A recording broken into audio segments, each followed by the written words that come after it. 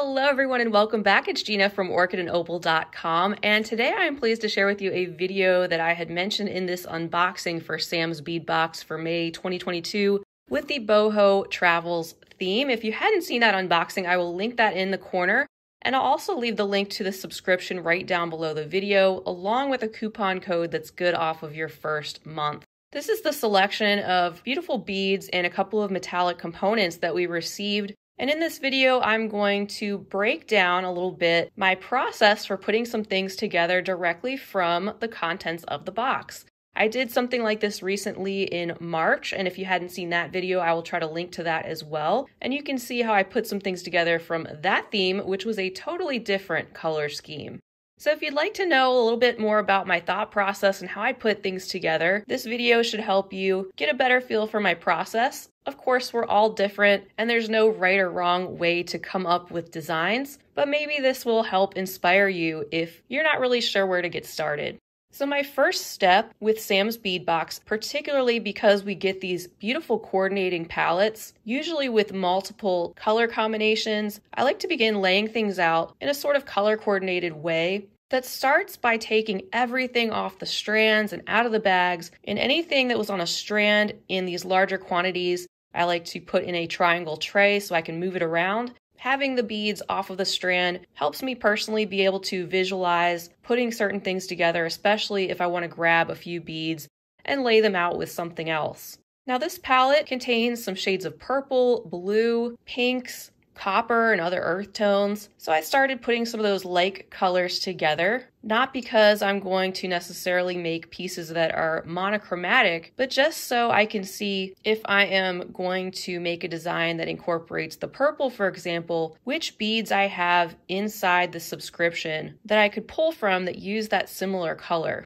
Once I have my beads removed from the strands and sorted out sort of like this, my next mission is typically to identify the focal beads, things that can inspire an entire piece. So those are going to be your larger focal beads or components. In this case, our largest components are the gorgeous copper tiara cast leaf pendant. We also have the check glass fish bead. And going down in our sizes, we also have our elephant with the copper wash and the mandala flower pressed glass bead. So these are our largest elements in this particular month's subscription. And these are items I might use as a springboard to inspire an entire design. Something I also like to look for are pairs of specialty beads. So you see the two owls in the left-hand corner with the vibrant blue and gold wash. We also have the purple table cut beads down here with that star shape. There's multiple pairs of these little owls. Those are things when you have pairs of specialty beads like that you might want to reserve for earrings. And even better if you're able to combine a coordinating pair of specialty beads with a focal pendant component that will make a complete necklace and earrings jewelry set. Now that we have those identified, let's start laying some things out and get a feel for how certain things might look together and what my initial design ideas are. Hello again, and I am back on a different day and actually a different week. I spent the last week in sunny Florida, which was amazing. We had a great time and first vacation in a long time. We went to Sanibel Island, one of my favorite spots. But now I am back and I am starting to lay out some of these goodies from the recent Sam's Bead Box. So here you can see part of my bead mat, and this is the next step usually in my designing process. I know everybody's got a different way of doing things that works for them, and this just happens to be how I plan out a lot of my projects because I'm very visual and I like to start laying things out to get a look at what components I like together and what colors and different things I like together. And if I'm working with one box, I'll start with some of the main pieces and then whittle it down and keep going with what's left. I'll just start out with what I have on this portion of the mat. I put together some of those aqua and turquoise colored beads. And what I'm thinking is I might turn this into a multi-strand necklace with seed beads. And when I say multi-strand, I mean probably, I don't know, I'm thinking like 8 to 10 strands. So Mixing in the seed beads that I pulled some colors from my stash that I thought would go well with these colors. And I pulled these two antique copper connectors from another recent box because I was looking for something that could bring those strands all together. And I may not end up doing exactly what I'm talking about laid out here right now, but at least this helps to give you an idea of my thought process, and we'll see how things shake out. Next, I have these purple beads, and I have had this chevron amethyst pendant in my stash for quite some time, and I've really been wanting to use it, especially lately. And finally, I think it works really well with those table cut purple glass beads. They've got a little bit of a chevron or similar type of shape in the glass mixed in with the clear. And I also brought in some of those purple fire polish beads. This will probably be a single strand necklace, at least that's what I'm thinking right now. But then looking at the pendant, I kind of wanted more depth or a deeper, darker purple to put with this. So I pulled some beads from my stash. And lo and behold, I found this lovely strand, which actually did come from Sam's bead box just a few months ago, and I hadn't used it yet. These, I think, were called blueberry in the name. That stuck with me because they really do remind me of those. And I think this deeper purple color will pull out some of those deeper tones in that chevron pendant that I'm hoping to pull out.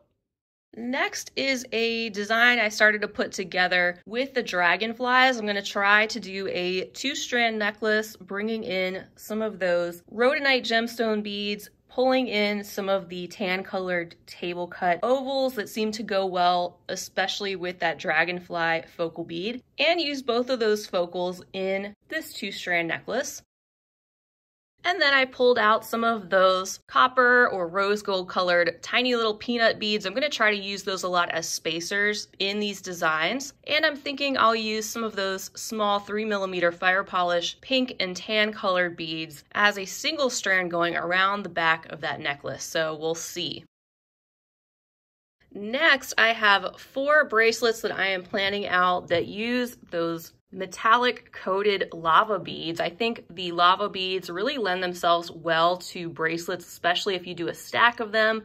And I'm thinking of doing 2 different sets of 2, one of them with the purple combination and the other one with that light pink, using those nugget-like beads. And you can see that fish bead focal that I'm going to incorporate in one of those bracelets in the pink one, and then I have the elephant focal in the purple one. And if you wear those 2 purple ones together, I'm thinking that the other 2 purple focal beads will sit nicely kind of on either side of the elephant if worn as a little stack. And I might incorporate some more of those peanut beads as spacers in these, so we'll see.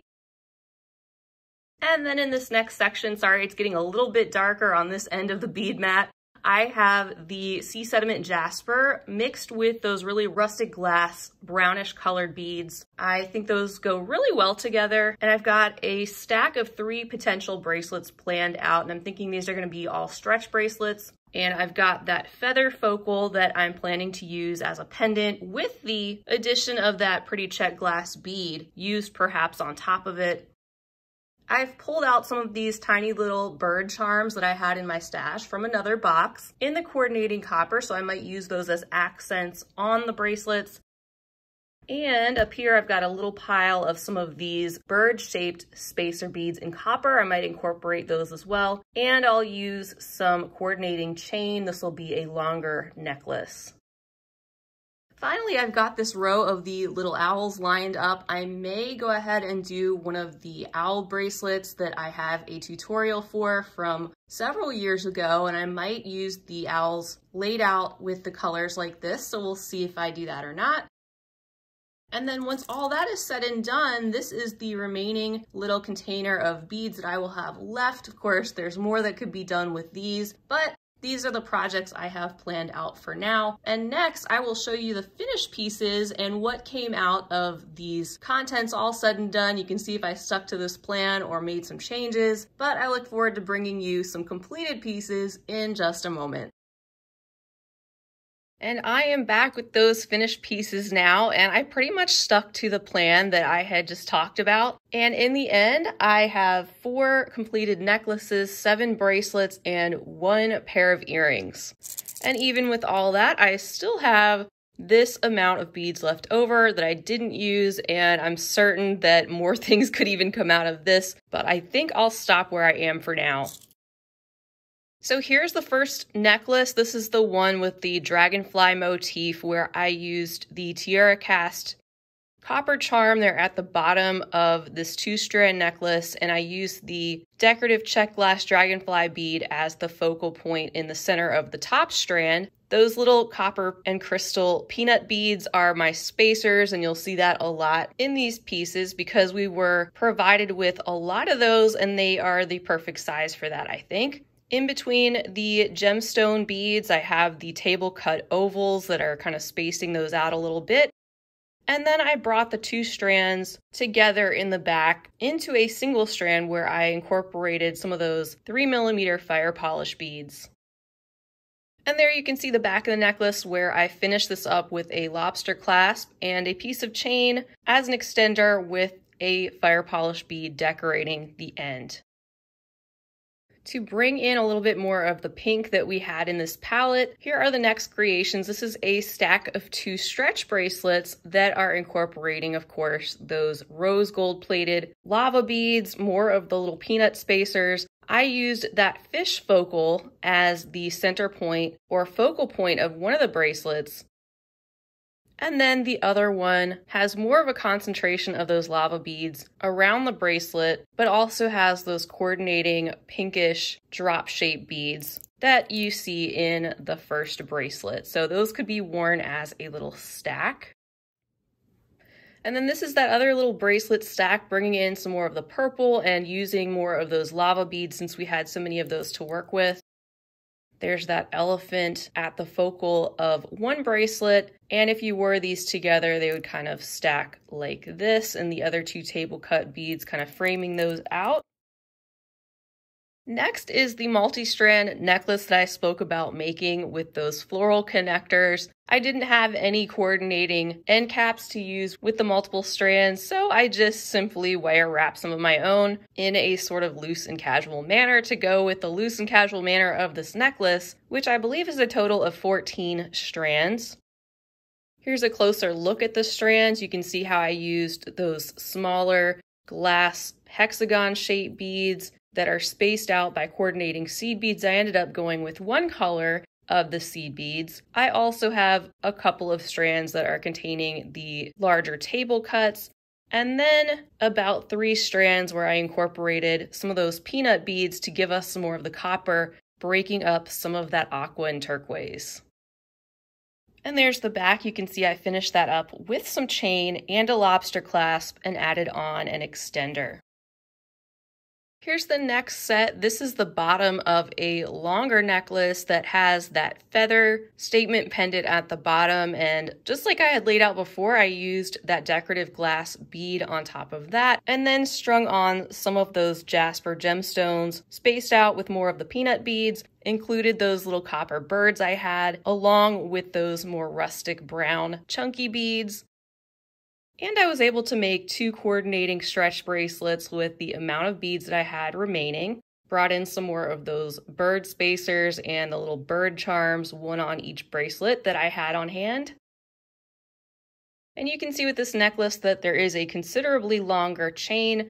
That's so that this necklace obviously can sit lower and not up close around the neck. This one's also finished with a lobster clasp and extender chain with a decorative jasper bead.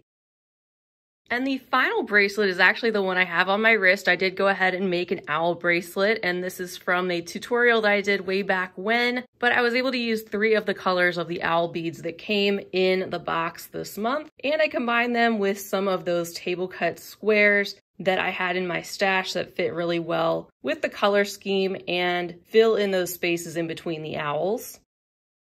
And if we take a look at the other side, there's a look at the clasp section. Just used a little bit of chain to make that more adjustable. And then I included a cute little gold feather charm detail at one end. And here's that final set that I had started to lay out with the special chevron amethyst pendant and the additional styles and shades of purple check glass beads, the fire polish and the table cut that came in the box this month. And of course, the deeper purple English cut check glass beads that came from a previous month, I decided to go with some gunmetal or sort of hematite colored findings with this one. I had these fun swirly head pins in my stash and coordinating ear wires. I also brought in some round spacer beads. And to add some additional length to the back, I added a couple extra inches of the spacer beads back there and used a coordinating lobster clasp and chain and a spacer bead to add a small detail to the end of that chain. So that is a look at all the pieces I was able to put together from the boho-inspired May 2022 Sam's Bead Box. I hope you enjoyed checking out these pieces and maybe it gave you a little bit of inspiration or an idea so you could pull out the contents of your bead box and maybe make some creations if you haven't already. Don't forget that I have the link to the subscription right down below the video, and you can use that coupon code ORCHID to save $5 off your very first box. Keep in mind that new subscriptions are open now for the June box, and you can receive that one if you subscribe by June 9th. That one, of course, will be a different theme, but I'm sure it'll be full of awesome contents as usual. So feel free to leave me a comment down below. Let me know if you did anything yet with your Sam's Bead Box. Feel free to share more ideas down below the video. Let me know if you have a favorite piece here or anything else you'd like to say. Be sure to give the video a big thumbs up if you enjoyed it. Also subscribe while you're here and feel free to share wherever you like. I'll be back soon with more unboxings, finished pieces, and tutorials hopefully in the near future. And until next time, I hope you have a fabulous rest of your day. And as always, happy beading.